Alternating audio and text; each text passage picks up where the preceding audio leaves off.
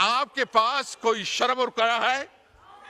कोई शर्म और हया है? आप इस वक्त जिस इस सीट पे बैठे हैं, क्या आप इस सीट को आवाम ने आपको दिया है?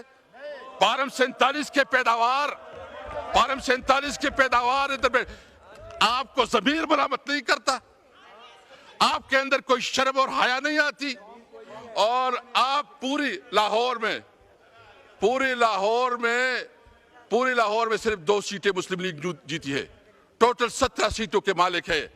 और चोरी और किसको कहती है? तुमने तो मैंडेट चोरी किया है। और तू जो तनख्वाह ले रहा है, हराम तनख्वाह ले रहा है।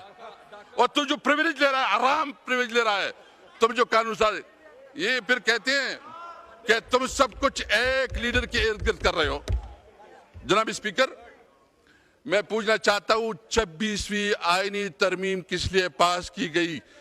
26वीं आईनी तरमीम इसलिए पास की गई कि इमरान खान को कैसे फंसाया जाए।